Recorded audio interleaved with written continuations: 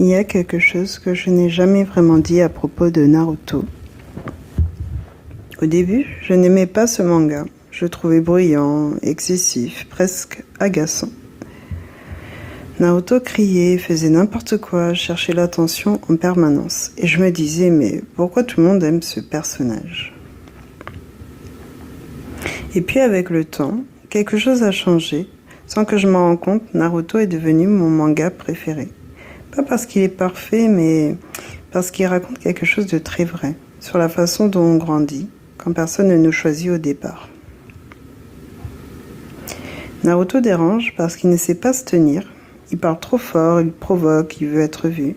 Et souvent, quand un personnage nous agace autant, c'est mon cas, ce n'est pas parce qu'il est mal écrit, c'est parce qu'il nous met face à quelque chose d'inconfortable.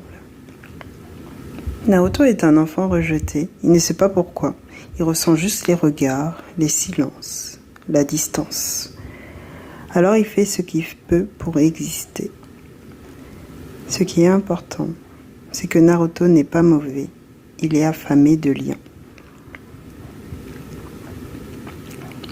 Naruto grandit sans parents, sans explication, sans repère solide. Il n'est pas rejeté pour ce qu'il fait, mais pour ce qu'il représente. Et ça, quand on est enfant, c'est extrêmement violent. Quand personne ne te choisit, tu peux te refermer ou faire du bruit. Naruto fait du bruit. Il se promet qu'un jour, tout le monde devra le regarder. Pas pour dominer, mais pour être reconnu. Ce que j'ai compris avec le temps, c'est que Naruto ne cherche pas à être le meilleur. Il cherche à être reconnu comme quelqu'un qui compte. La vraie force de Naruto, ce n'est pas sa puissance, c'est sa capacité à ne pas devenir amer. Beaucoup auraient choisi la colère, la vengeance ou la fermeture.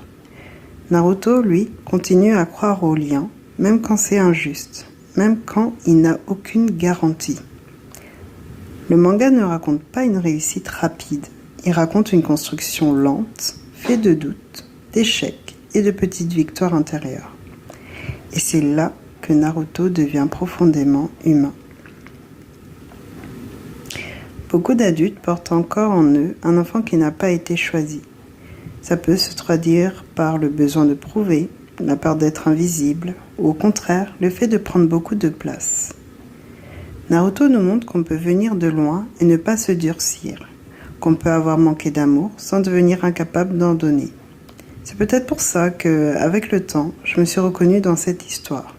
Pas dans les cris, mais dans la trajectoire. Aujourd'hui, Naruto est devenu mon manga préféré.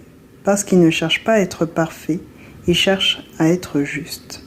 Il nous rappelle qu'on n'est pas condamné parce qu'on n'a pas reçu, et que de ne pas avoir été choisi au départ ne nous empêche pas de choisir qui l'on devient.